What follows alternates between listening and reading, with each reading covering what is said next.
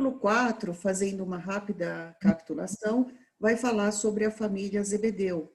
Nós passamos já da parte em que Jesus faz o chamado para Tiago e João, e estamos justamente na parte, porque após esse chamado, o Tiago e o João conversam com a mãe, porque eles são muito jovens, né? Vocês se lembram dessa discussão.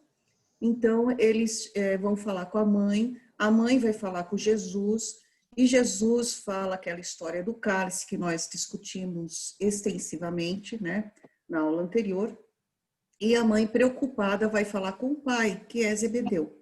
E Zebedeu vai, então, de encontro ao Jesus, ao encontro de Jesus, poderia dizer, ao encontro dele, para esclarecimentos. E é justamente nessa conversa que nós paramos, né? Então, vou continuar aqui no parágrafo em que Jesus fala com Zebedeu, e Zebedeu e Jesus falam o seguinte: então, ouvindo estas últimas palavras, o mestre elucidou, pondo ênfase nas suas expressões. Ouve, Zebedeu, nossa causa não é a do número, é da verdade e do bem. Então, Jesus aqui chama atenção, porque Zebedeu estava preocupado, né, com o número de pessoas para seguir esse reino de Jesus. Então, Jesus vem lembrá-lo que naquele momento ele não estava preocupado com o número. Porque lembre-se, quando ele chamou João e Tiago, tinha uma multidão de pessoas com ele, mas ele não chamou a multidão, ele chamou os dois. Então, nesse momento, a preocupação não é com o número, é com a mensagem, é com a construção desse apostolado, né? O chamamento dos apóstolos, que vai continuar no capítulo seguinte. Alguém gostaria de colocar mais ou continuo lendo para a gente discutir mais sobre a questão do número? Então, eu vou continuar lendo. Botar a mãozinha. É certo que ela será um dia a causa do mundo inteiro, mas até lá precisamos esmagar a serpente do mal sob os nossos pés. Por enquanto, o número pertence aos movimentos da iniquidade. A mentira e a tirania exigem exércitos e monarcas, espadas e riquezas imensas para dominarem as criaturas. Então, aqui ele fala, o número pertence aos movimentos da iniquidade, porque, vejo, o evangelho ainda é atual, mas ele ainda não atrai um número grande de pessoas. Se você vai, por isso que ele fala, os números ainda pertencem aos movimentos da iniquidade, e não ainda ao interesse, porque nós ainda somos muito imperfeitos, né? A gente ainda não chegou lá para realmente absorver esses ensinamentos. Sim, eu gostaria. Então, fala, Bahia. Olha só, eu só queria compartilhar com vocês uma coisa. E me animou mais a compartilhar quando a Sandra comentou assim na prece dela, né? Que essa fala, essa leitura, essa mensagem possa nos tocar profundamente.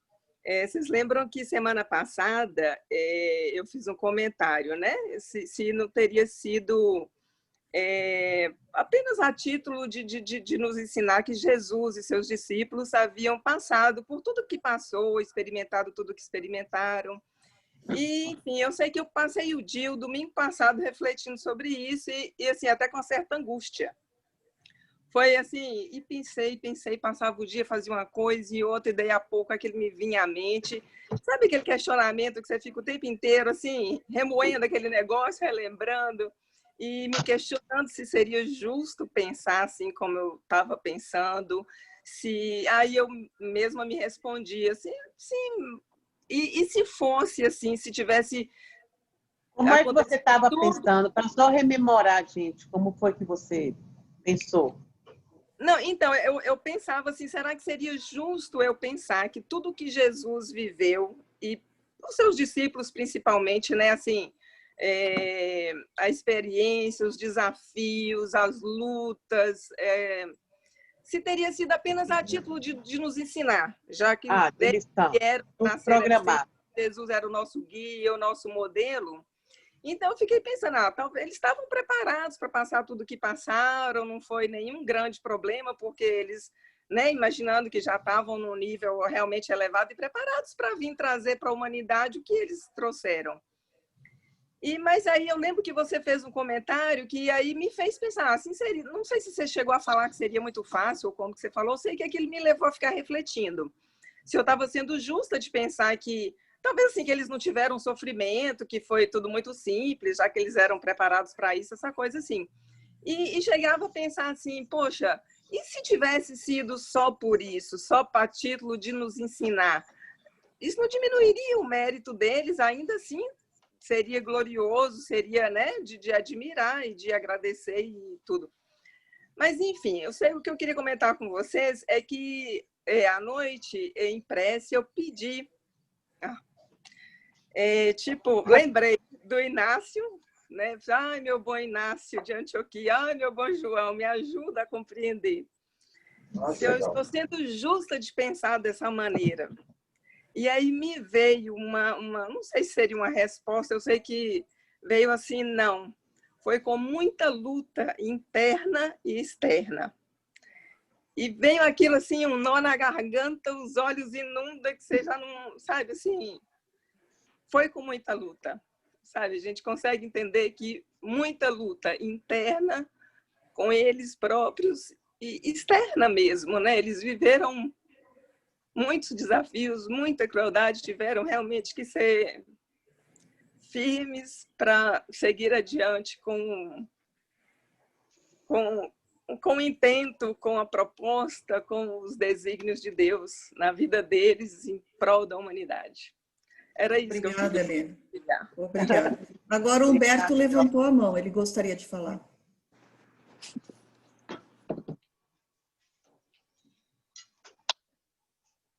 Humberto. Libera ele aí. Não tem áudio para ele. Libera ele. Já pedi para você deixar. Pronto, pode falar. Ok. Pessoal, bom dia. Eu gostaria de retomar o ponto que foi lido aqui pela Sandra, dado até o comentário dela, a importância de que Jesus vai dizer que as questões dos movimentos na humanidade ainda estão voltados para a iniquidade. E o que nós vemos em relação a 2000 anos passados é exatamente uma espécie de um repetir. Nunca é um repetir com a mesma intensidade do que se tinha, não é? Tanto é que as questões voltadas principalmente para os grandes conflitos, nós não encontramos mais espaço para que nós tenhamos diante da humanidade, no nível de tecnologia alcançado. Falamos de tecnologia e não necessariamente na questão moral e ética, vida moral e ética com o Evangelho de Jesus e não usos e costumes, nós não temos mais espaço para isso tudo. Mas ainda encontramos, não é? Com certeza, grandes movimentos relativos às questões que Jesus fala sobre a iniquidade. Mas precisamos também considerar que esse já foi um comentário nosso em aula anterior, estamos aqui apenas repetindo alguns aspectos, de que há 2000 anos atrás, um pouco mais, um pouco menos, pouco importa, o Evangelho começou a ser implementado. E esta relação de 2 milênios, para nós, tem uma representatividade significativa. No entanto, ela parece extensa porque nós vivemos pouco, né? Hoje é que nós estamos, ou de muito pouco tempo atrás, estamos alcançando uma faixa etária média, considerando o Brasil, né, e de 75 anos de idade, né, nos tempos atuais. Quando nós vamos colocando mais tempo para trás, e não muito, na Alemanha de 1910, uma pessoa vivia 30, 33 anos de idade. Chegar a 50, 60 anos de idade era algo como chegar a 120 hoje. Então, veja, o que acaba nos mostrando que 2000 anos do início da implementação do Evangelho até o momento não é um tempo gigantesco e que a natureza do ser não dá saltos, né? E, naturalmente, nós vemos isso, onde os interesses continuam prevalecendo, não exatamente na mesma intensidade. eles tendem sutilmente a serem reduzidos de uma maneira tão sutil que às vezes é imperceptível. Não para nós que temos, né, o cuidado de estar acompanhando em relação também às questões da espiritualidade. É uma informação de Jesus, de Humberto de Campos, a respeito de Jesus nesse parágrafo, que é extremamente interessante para nós avaliarmos. Alguém mais? Eu posso continuar? Eu só gostaria de dizer que agradecer a Lena por ter aberto o seu coração, os seus sentimentos, né, com a gente. E é isso que esses estudos eles fazem com a gente, porque a busca do Evangelho é uma busca interior, uma vez que as leis estão escritas na consciência do indivíduo. Então, esses ensinamentos eles vieram apenas para nos lembrar. É por isso que causa tanta comoção na gente, quando a gente entra em contato com esses ensinos maravilhosos. Então, muito obrigada, Helena, porque é exatamente assim que todos nós nos sentimos, né? Então, vamos ver agora a continuação. O amor, porém, continua Jesus, né? Essência de toda glória e de toda vida, pede um coração e sabe ser feliz. A impostura reclama interminável fileira de defensores para espalhar a destruição. Basta, no entanto, um homem bom para ensinar a verdade de Deus e exaltar-lhe as glórias eternas, confortando a infinita legião de seus filhos. Veja, eles falam assim, basta um homem, né? Um homem bom para ensinar a verdade de Deus. Aí a gente pode lembrar, o Triângulo Mineiro, bastou o quê? Chico Xavier, bastou um homem para mudar, né? Tudo isso. Quem será maior perante Deus? A multidão que se congrega para entronizar a tirania, esmagando os pequeninos, ou um homem sozinho e bem intencionado que com simples sinal salva a barca cheia de pescadores. Essa é a comparação, né, que é feita. Empolgado pela sabedoria daquelas considerações, Zebedeu perguntou: Senhor, então o evangelho não será bom para todos? Em verdade, replicou o mestre, a mensagem da Boa Nova é excelente para todos. Porém, nem todos os homens são ainda bons e justos para com ela. É por isso que o evangelho traz consigo o fermento da renovação. E ainda por isso que deixarei o júbilo, a alegria, né? E a energia como as melhores armas aos meus discípulos. Sandrinha, deixa eu falar só uma coisinha. Quando ele fala aqui que o amor, porém, é a essência de toda a glória, toda a vida, pede um coração e sabe ser feliz, né? Que sabe ser feliz. Aí a gente vê a necessidade da evangelização. Não tem como achar um homem que possa proporcionar esse avanço se o homem também não se auto-evangelizar. Por isso que a gente não nasce, né? Por isso que as pessoas, ao tempo de Jesus, os discípulos, mesmo com todos aqueles problemas que carregavam, eles já tinham no coração um impulso para o bem, né, de outras vidas, como Paulo de Tarso, mesmo Pedro negando, o outro traindo. O mais assim, difícil deles era Judas, que foi o que desistiu pelo suicídio. Então, aí mostra que realmente não havia preparação. Mas para a gente ver como é a diversidade da evangelização. Cada um vai bebendo aquilo e sentindo aquilo de uma maneira, mas não pode deixar de fazer. Não dizer, não, eu não sinto nada, eu não vejo nada na minha vida, nada muda. Muda sim, é porque a gente não tem olhos para ver. Mas não pode desistir, nem deixar ninguém desistir, que às vezes as pessoas dizem, esse negócio está tão chato, aprender essas coisas, todo ano repete algumas coisas. Claro, repete que a gente não entende. Essa é a porta estreita, né, Maria? É a porta estreita. Pois não, Humberto. Assim, Humberto quer falar agora. Eu gostei muito da observação da Marisa, até reforçando esse ponto da importância do Evangelho. O Evangelho, e a Marisa colocou muito bem em relação ao amor, né?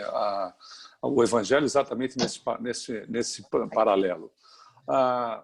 É impressionante porque quando nós fazemos uma análise a respeito dos nossos próprios potenciais, e Jesus faz aquela lembrança sobre o Salmo 86 de Davi, ouvistes o que foi dito, vós sois deuses, mas ele complementa dizendo, podeis fazer aquilo que faço e muito mais. É interessante observar nesse ponto que o Evangelho sendo verdade, ou seja, na sua essência, né, ele, como essência, está íncito na criatura, como todos os demais potenciais dela. Como Marisa falou a respeito do amor, do perdão, de todos os potenciais que são herança, que são genética, que é a genética ou o DNA de Deus em nós. O Evangelho também o é, né? Em essência. Ele também é em potência. Por isso que, em determinados momentos, o amor nos toca, das mais diversas maneiras. Por exemplo, para muitos de nós pode ter havido esse toque através de uma leitura de uma página, de um filme, de uma palestra, ou às vezes até mesmo, né, lamentavelmente, através do processo do sofrimento, da dor. Não é necessário, como nós sabemos, né? Evoluir pela dor não é necessário. Nós passamos por provas, mas não é necessário incluir expiação. Mas o fato é que, como ele é essência, ele é amor, ele está íncito na criatura. Por isso que, quando nós estávamos mais maduros, vem o próprio Jesus para despertar em nós esta relação, ou seja, o Evangelho no que diz respeito a despertar na criatura o amor verdadeiro. Mais uma coisa, Humberto, que a gente tem que lembrar é que esse despertar, ele se dá de diversas formas. Por exemplo, aquelas pessoas que seguiram Jesus ali até o final, eles só não tinham, às vezes, ainda muito preparo para o martírio. Porque o martírio é muito difícil. Sim, não é né? qualquer um, não. Quando Pedro negou, é porque ele teve medo de ser preso, de ser condenado. Né? Queria ajudar Jesus de alguma maneira. Né? O suicídio de Judas já é diferente. Tinha também a revolta por um propósito que ele tinha para o reino, que não ia se concretizar. A frustração daquilo é outro sentimento já, né? Então, não é fácil a gente participar de uma prova do início ao fim. Então, se Jesus viesse hoje, quantos de nós iríamos aceitar ir preso, como Paulo foi martirizado e sentia a paz interna? Né? Já sentia assim, não, pode vir, Jesus, que eu vou com você até o final. Se tiver que pregar na cruz, eu vou lá. Quem disse que a gente ia ter coragem? A gente está aqui. Né? Quantos não têm coragem às vezes? Ainda. E vacilamos, a gente vê. Quantas vezes a gente fica na insegurança? Será que é mesmo? Será que eu devo fazer esse sacrifício todo? Não era melhor eu hoje ir para a praia? Vou lá aprender, sabe? A gente fica... Os convites externos, né? São muito mais fáceis. É a parte humana falando mais alto que a parte espírita. Então, eles naquele tempo eram porque eram espíritos já mesmo prontos. Vamos ver, olha, Jesus, eu não vou até aquela parte da cruz, mas depois que você se for, pode deixar que eu assumo sua mãe, assumo os doentes, eu vou lá, entendeu? Eu queria muito bem lembrado, porque, Marisa, muito bem lembrado, porque numa frase do Chico, ele disse certa vez, Jesus não nos pediu muito, não nos pediu que nós nos sacrificássemos ou que nós escalássemos o Everest. Ele só pediu que nós nos amássemos uns aos outros. Esse mínimo... Olha, peraí que o Rafael levantou a mão. Rafael levantou a mão. Eu só queria... Para me bater, mas... eu só queria acrescentar, eu já falei isso aqui antes, e a cada vez que eu leio esse livro, uma nova faísca acende na minha mente.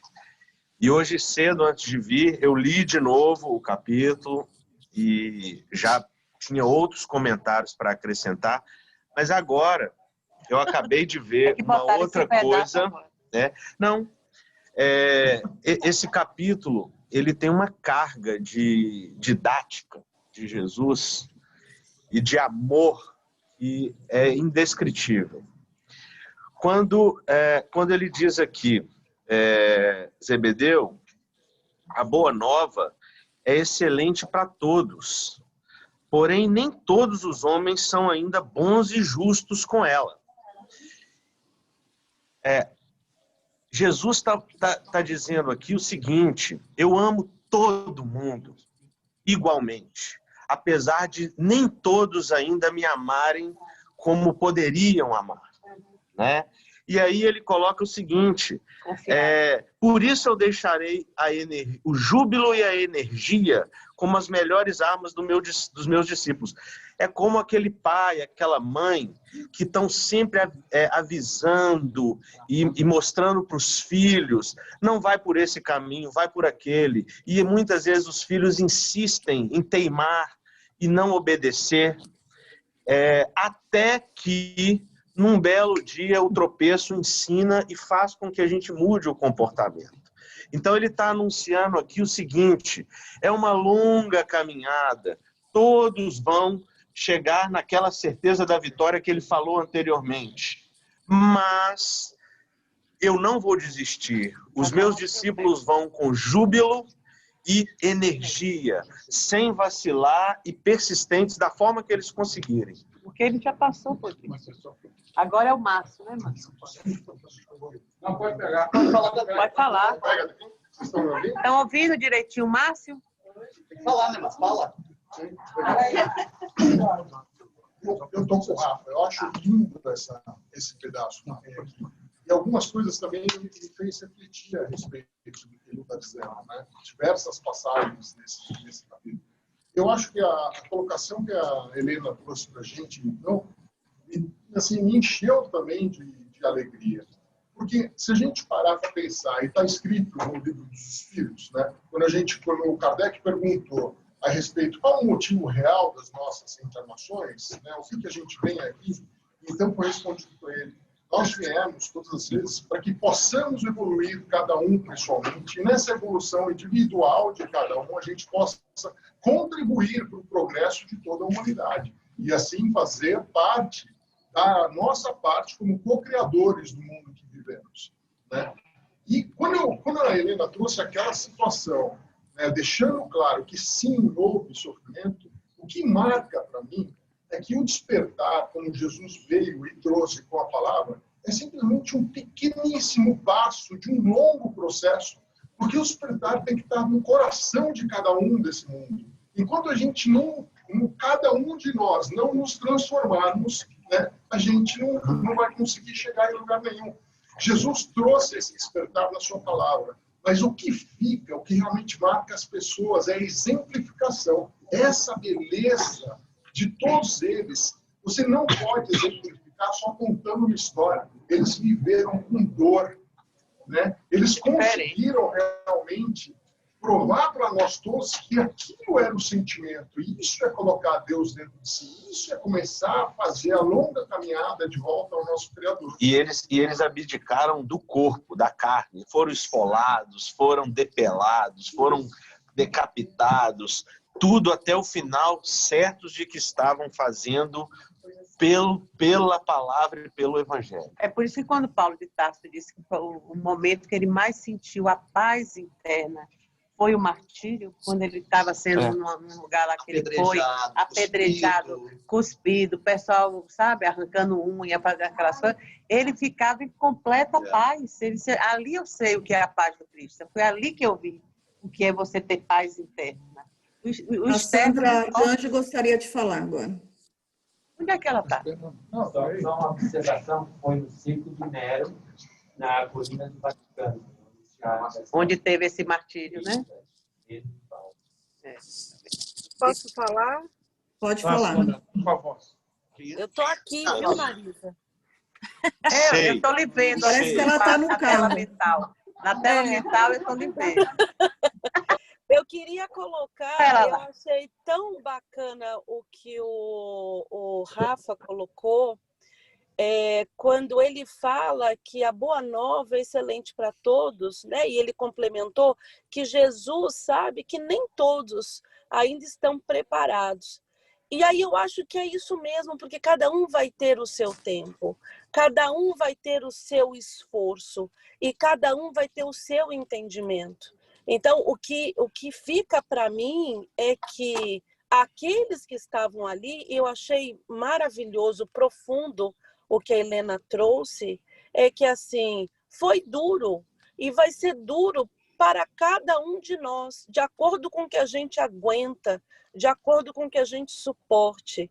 O que a gente precisa, acho que ontem para mim foi um exercício que eu estou refletindo do estudo que nós tivemos ontem, do esforço e da vontade, fica para mim aqui a partir do momento que você decide, você vai ter todos os elementos para seguir esse evangelho. Porque eu vejo que isso, assim como amar é uma decisão, estar com Jesus é uma decisão. É uma decisão que toda escolha, você também renuncia a outras e traz no seu pacote mais alguns. Mas é uma decisão que a gente precisa fazer. E a gente vacila, né?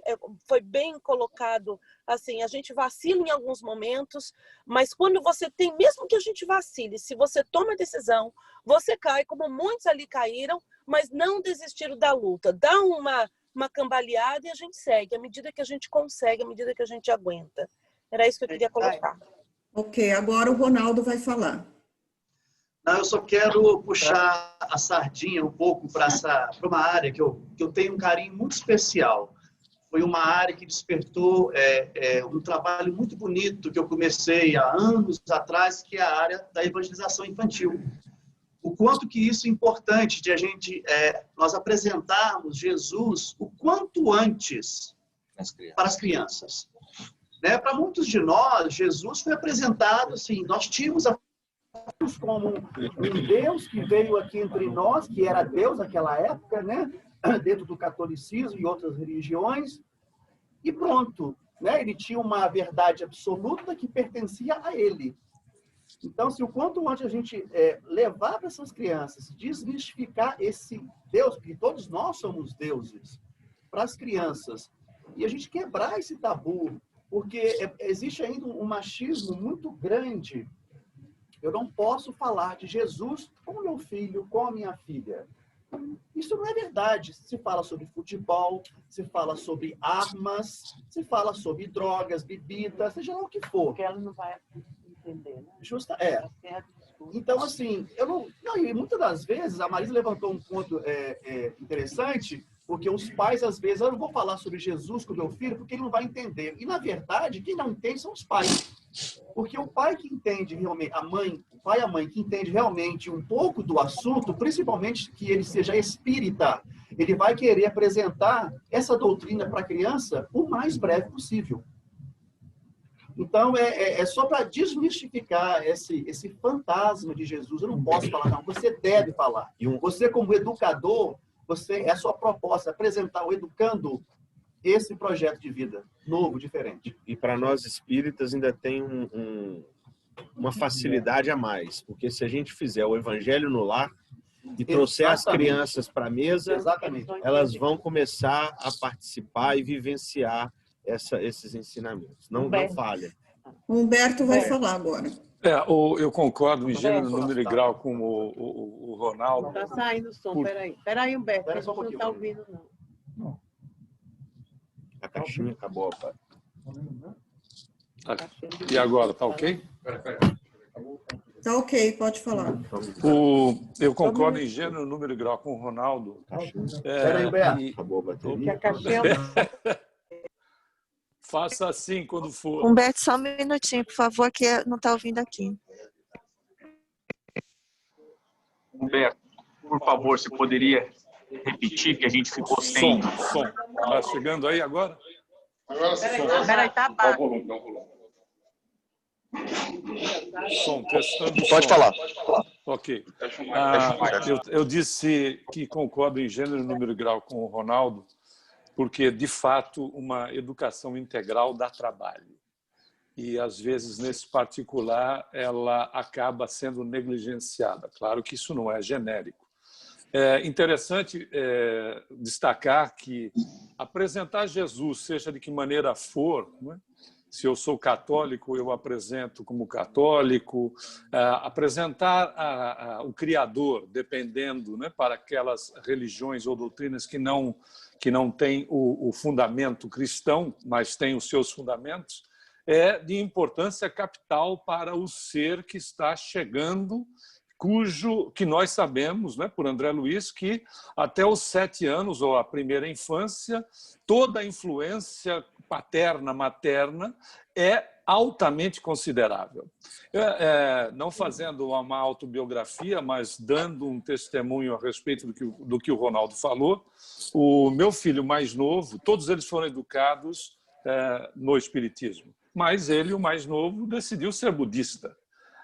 O que eu acho excepcional, porque da mesma maneira que um dia, na minha adolescência, eu, vindo de família católica e sendo católico praticante, acabei optando pelo Espiritismo.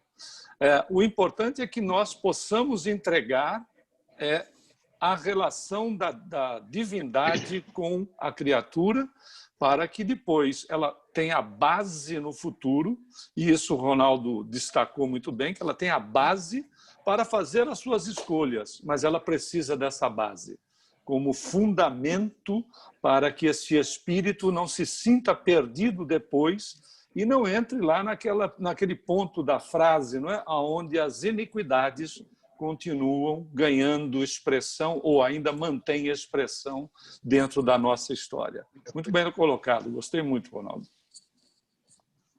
Ayrton finalmente vai falar hoje. Eu tô achando que ele tá doente. Não achou espaço na fila. É que a discussão estava tão boa que eu estava ouvindo. E também a tecnologia aqui com o Ricardo, aqui eu tenho que... Sua mãe já metade estava do lá, cérebro está passando. Sua mãe já estava lá. Cadê meu filho? Faltou hoje.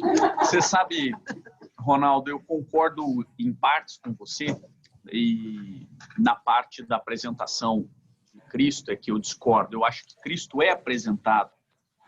Ele é apresentado para todas as pessoas, ou pelo menos para a maioria das pessoas. O problema acho que não reside na apresentação. Eu acho que o problema reside na superficialidade da apresentação. Porque quando a gente enquadra, por exemplo, eu acho que todo cristão leva o seu filho na igreja, leva o seu filho no centro, leva seu filho na sua religião. Eu acho que, ou pelo menos a maioria dos cristãos assim o fazem. Mas a gente vive, isso enquadra todos, uma superficialidade em Cristo. Então a gente apresenta ele na cruz e é suficiente para o nosso filho. Eu acho que esse aqui é, na minha visão, o grande problema. Poucos fazem um estudo como o que nós estamos fazendo, nessa profundidade, onde a gente não está muito preocupado com um parágrafo que a gente está lendo, quer dizer, a gente está discutindo há quase 1 hora um único parágrafo. E daí? Qual o problema? Porque a profundidade que nós estamos conseguindo chegar nesse nível de discussão é o que conta. Mas eu acho que muita coisa vai mudar nesse sentido. Eu digo assim, é o tempo de você dedicar a uma coisa que seja realmente, vai mudar o seu mundo íntimo, porque a pandemia ia levar todo mundo na estante. Você não sabia se era você que ia mesmo, se não era, se você ia ficar. Até hoje a gente não sabe. Né? A gente fica assim, será que eu vou continuar ou não? Né? Agora, eu falei que concordo em partes, né? E eu só discordei, né? A parte que eu concordo é que essa superficialidade de apresentação é como se ele não fosse apresentado. É por isso que eu concordo com você. É nesse ponto. Mas se a gente continuar apresentando Cristo da maneira superficial, é a mesma coisa de não apresentar. Sim, porque é para todos nós, né? Eu fui católico, praticante, tudo, só que chegou um dia que já não me respondia mais os meus questionamentos. Eu fui em busca de algo mais, ou seja, o meu conhecimento ele se tornou diferenciado pelo processo da dor. Né? Aí as pessoas falam, uns vão pelo amor, outros vão pela dor, que a maioria, 99%, acho que é pela dor, entendeu? E muito poucos vão pelo exemplo. Mas isso pouco importa. Lembrando que ainda não se fale, ainda que nem se mencione o nome de Jesus para os seus filhos, exemplificar Jesus vai fazer já uma grande diferença. Né? É porque não importa. Humberto gostaria de falar. Não importa quantas, se você traz ao centro, se você leva à igreja, não importa essa formalidade. O que importa é se aquele ser já está pronto para entrar no caminho do homem de bem, porque se ele ainda tiver só ainda mais na materialidade que na espiritualidade, ele vai falir, né? Diga, Humberto. Obrigado, Marisa. Permita-me discordar do Ayrton, porque nós não podemos esquecer... Estudar é isso, né? Estudar não é concordar com tudo, tá certo? Não estou querendo polemizar, só apenas observar o aspecto evolutivo do ser, o aspecto evolutivo de cada um de nós. A questão da superficialidade está relacionada à questão do espírito. É preferível que seja apresentado alguma coisa do que não ser apresentado nada. Porque no atendimento fraterno que nós fazíamos em centros no Brasil, lamentavelmente o que mais se ouvia eram pais, no atendimento para a evangelização infantil, eram pais dizendo que não haviam feito coisa alguma, não haviam apresentado Jesus, espiritualidade, Krishna, seja lá o que for, para os seus filhos. E que hoje lamentavam a situação em que se encontravam, às vezes muitos deles desviados dos seus propósitos que seriam os mais esperados por qualquer pai, por qualquer mãe.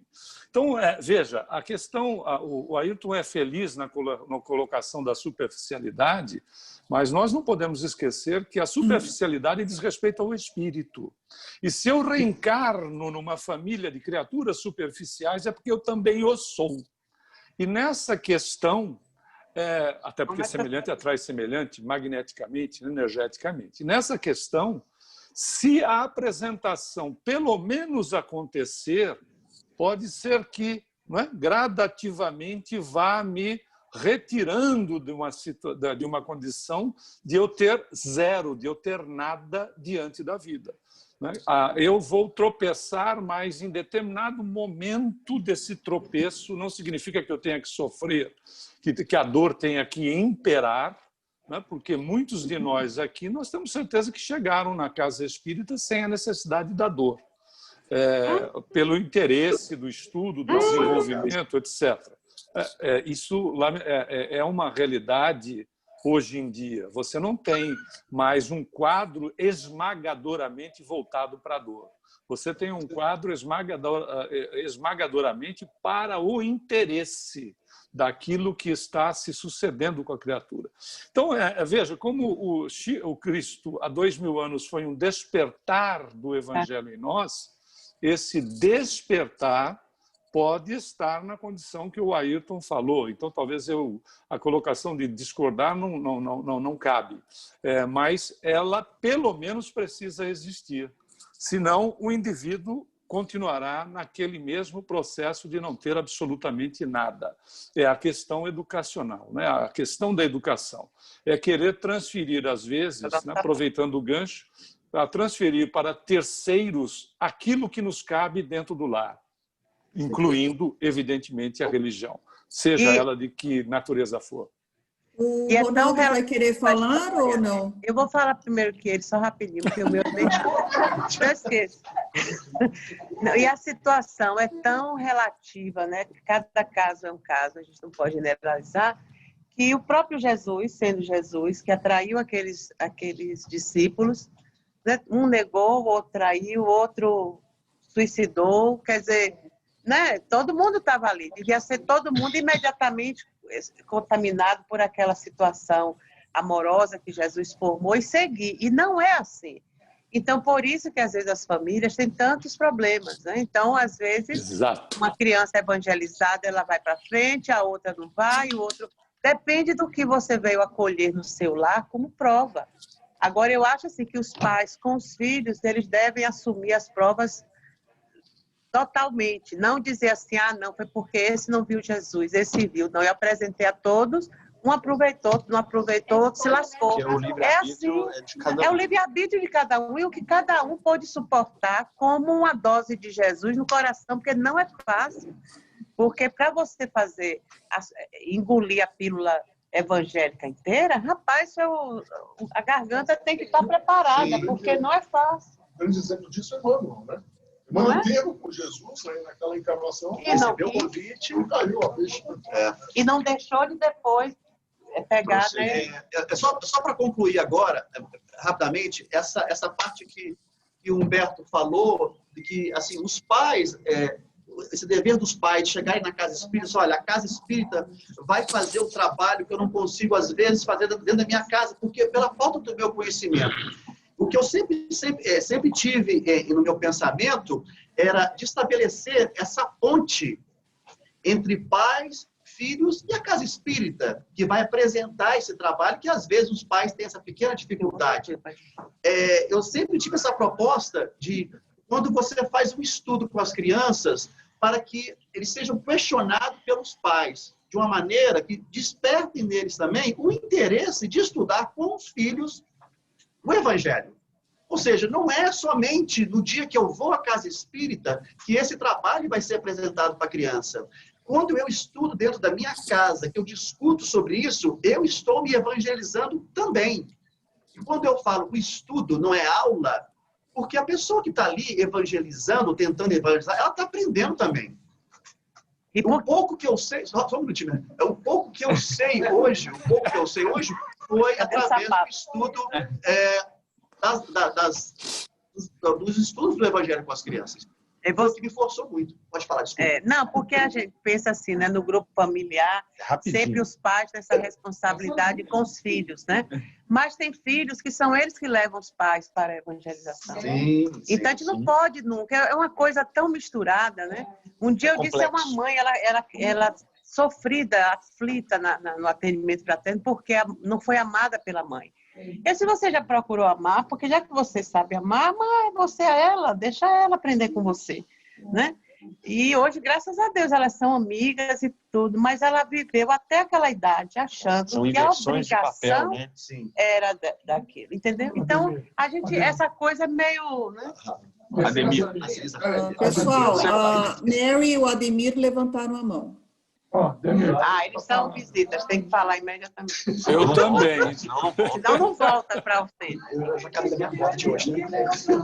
Ademir, se você pode falar. Ademir aqui, ó, não precisa ligar.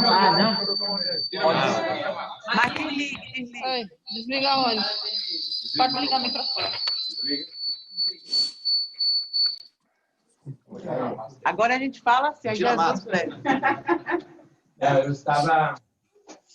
Enquanto vocês falavam, porque a religiosidade...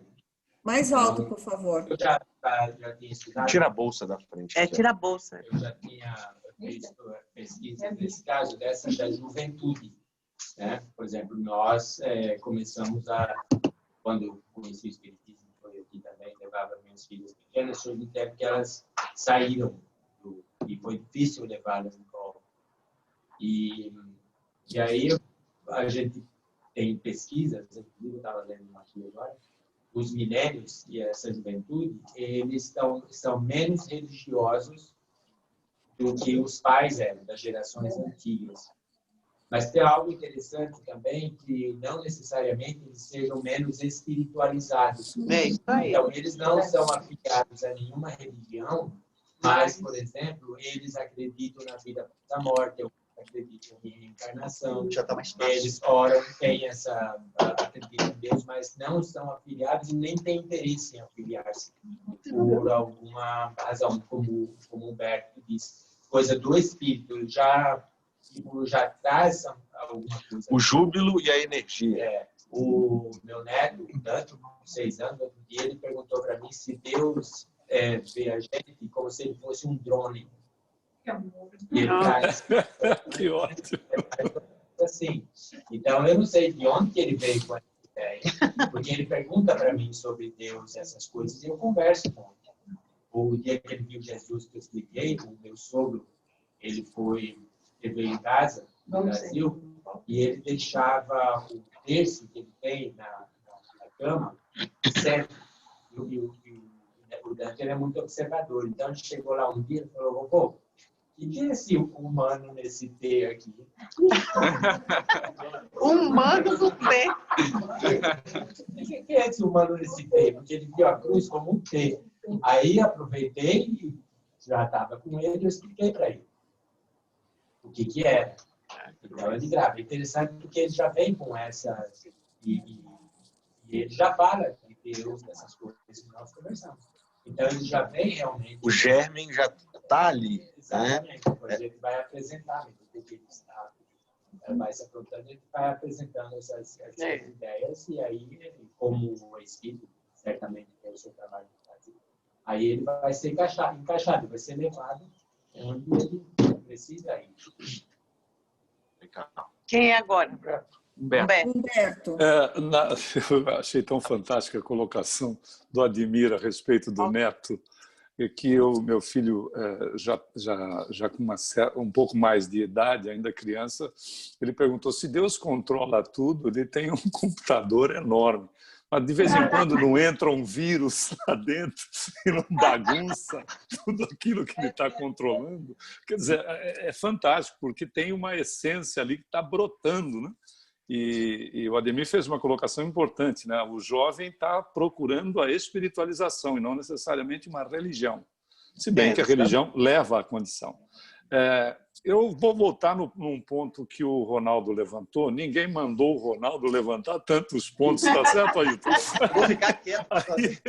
Aí o Ronaldo levantou o ponto, achei importante essa condição de que, às vezes, o indivíduo é espírita no dia da participação da palestra e do passe. Ele é espírita no dia de levar o filho para a espiritualização, para a evangelização, perdão, e ficar ali na palestra e coisas do gênero.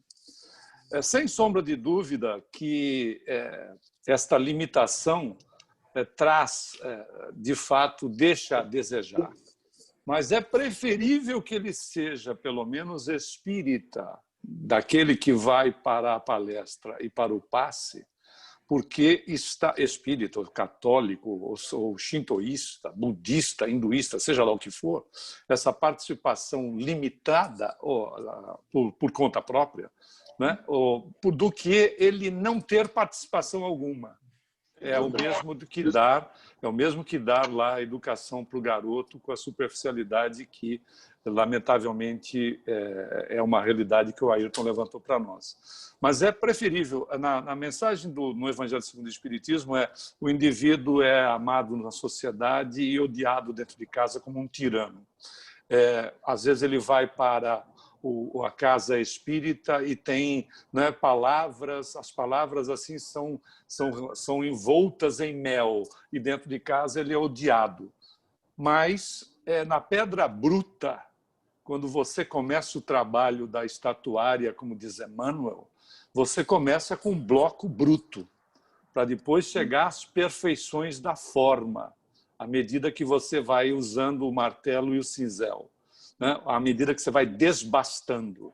Então, depende de cada um de nós, né, esta questão daquilo que somos diamantes, mas ainda não lapidados, né? Muitos já em andamento, outros ainda nem tanto. Mas há que se ter, pelo menos, a primeira batida do martelo no cinzel para que a coisa vá se complementando. Eu só fazer uma colocação rápida, primeira de tudo. Humberto, quando você falou que ia discordar de mim, eu quero deixar claro que todo mundo pode discordar de mim, naturalmente.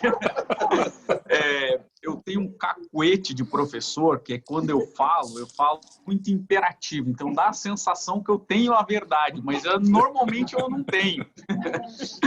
E é uma coisa que, nesse assunto, eu ainda tenho muito a pensar, acho que vou ficar essa semana meditando. Eu ainda discordo que uma educação superficial é melhor do que a não educação.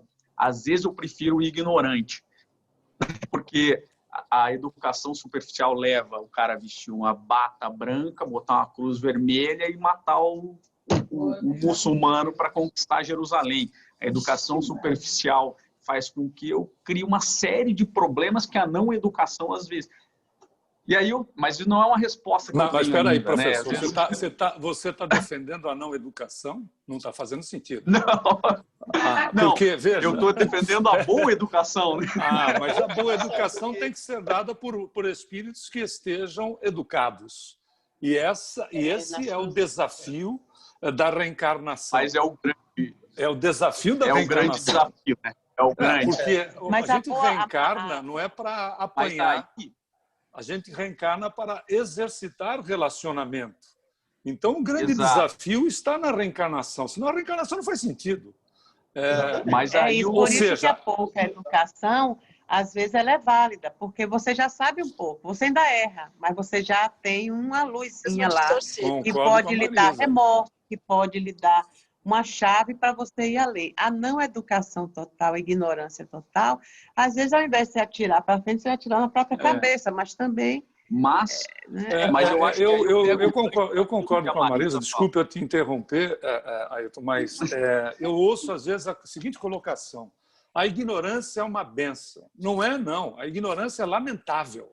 É lamentável, porque a ignorância produz essas criaturas que promovem verdadeiros desastres em matéria coletiva. Então, a ignorância não é uma bênção. De Jesus, né? De Jesus, Seja, né? Aí é um grande desastre. Não é uma bênção. A ignorância é lastimável. Porque o que nós vemos ainda no planeta... levantou a mão. O que nós vemos ainda no planeta são as questões de um indivíduo deseducado.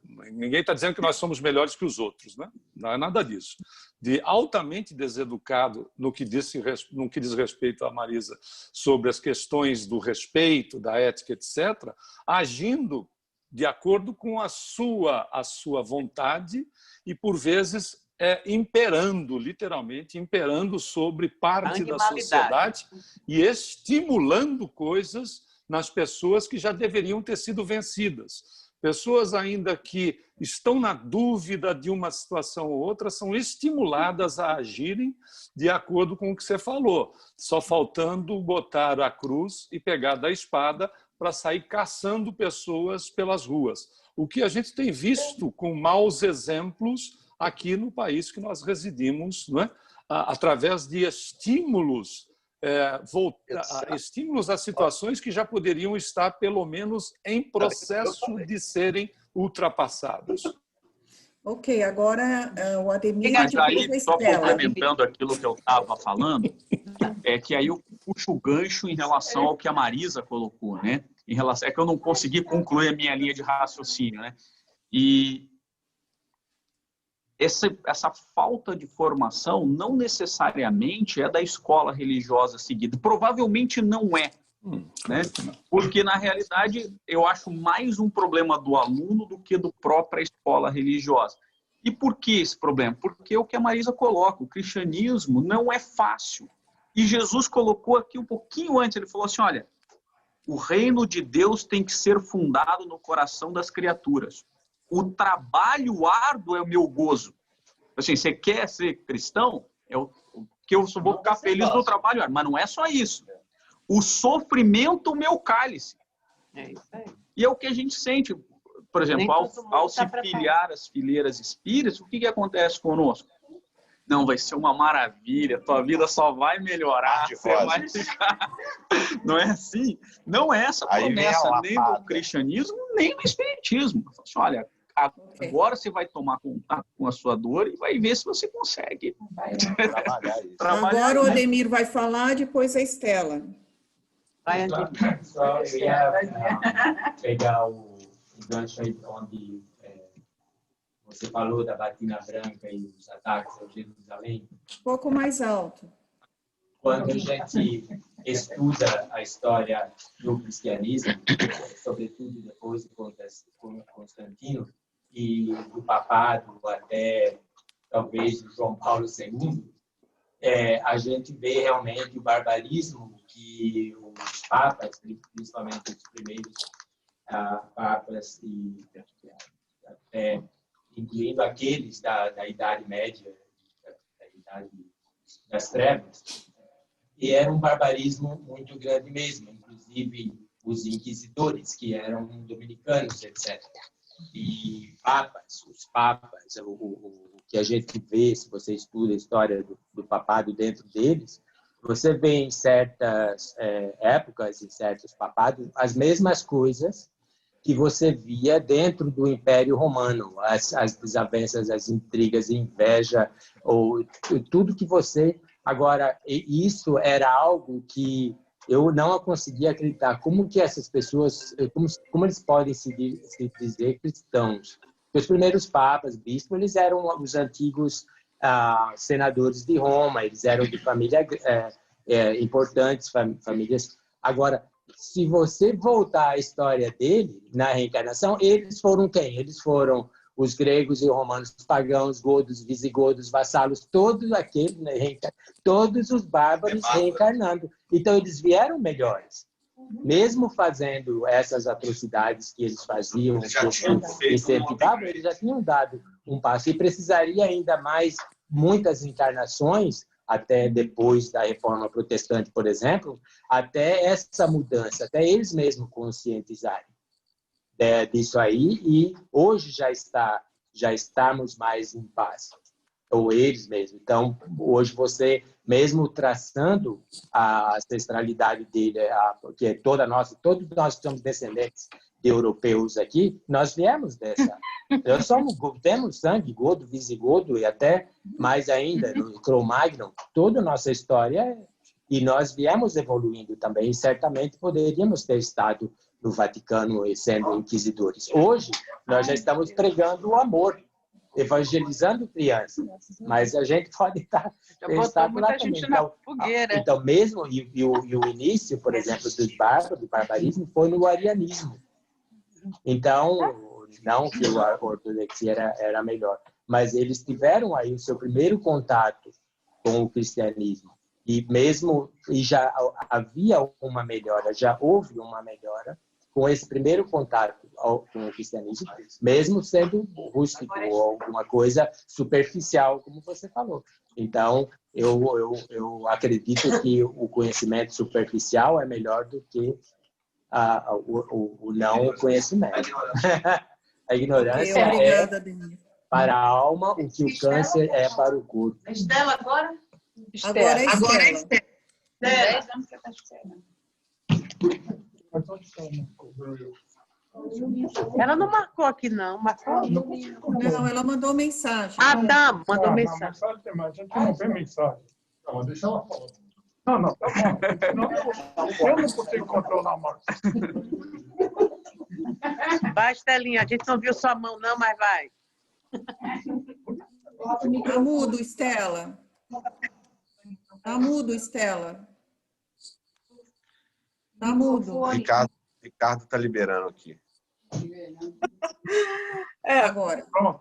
Rápido, vocês eu não estava conseguindo. Mas eu não tenho opção de levantar a mão. Não sei o que aconteceu, mas, anyway, eu mandei mensagem. É rápido. É porque ontem eu estava na leitura que o Márcio fez na abertura dos nossos estudos, eu não vou lembrar tudo, mas tem uma parte que, assim, falava sobre o oposto, né, das palavras. E aí, quando falou do sábio, que o sábio fazia, realmente eu não prestei mais atenção, porque eu fiquei pensando nisso. Eu falei, se ele vai falar do sábio, ele vai falar do ignorante. E, para minha surpresa, o oposto usado no texto é o aprendiz. O oposto de sábio no texto era o aprendiz. E isso, para mim, me deixou pensando, assim, primeiro que eu fiquei feliz, que eu falei, se eu não sou sábio, eu não sou ignorante, eu sou aprendiz.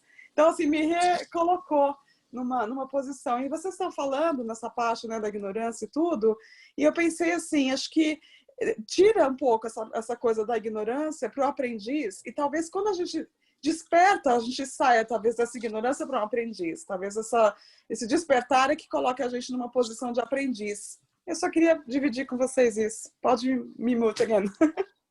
É que nós estamos chegando agora ao final, então vou pedir para a Estela fazer a oração final, pode ser? Humberto quer falar ainda? Eu só... For um comentário. Humberto vai fazer um arremate. Humberto vai falar arremate. Não, agora mudou. Tá mudo. Abre o seu microfone, Humberto. Cara, tem que abrir. Não está ouvindo. Ricardo, não. Agora sim. É só aproveitar um gancho com o... Agora estão vindo, não? Tá? Aproveitar um gancho do Ademir, porque na hora me veio a lembrança do livro Libertação, quando Matilde vai falar com Gúbio a respeito do filho, que é Gregório. E ela diz que ela acompanha Gregório há 600 anos e que ele, nos últimos 50, mãe é mãe mesmo, né? Nos últimos 50, a crueldade dele estava um pouco reduzida. Ou seja, o espírito não suporta ficar durante muito tempo no mesmo posicionamento equivocado em que se encontra, dado a sua natureza. Por estar contra a própria natureza, que é boa, que é de condição divina, ele, nos últimos 50 anos, diz Matilde, ele já age, continuava sendo cruel, mas não tão cruel como ele era nos outros 550 anteriores. Ou seja, a mudança no espírito, ela é da lei, ela é fatalidade evolutiva, conforme sabemos. Todos nós, queiramos ou não, independente do tempo, seremos bons. É fantástico esse momento que Matilde fala com o Gúbio no Libertação. Obrigada, Humberto. Então, nós vamos, antes de encerrar, só para estarmos de acordo, nós paramos, então, na pergunta que Zebedeu faz a Jesus, Senhor, então o evangelho não será bom para todos? E a gente chegou ali no segundo parágrafo. Nós paramos aqui, exterminando o mal e cultivando o bem. Aí a gente...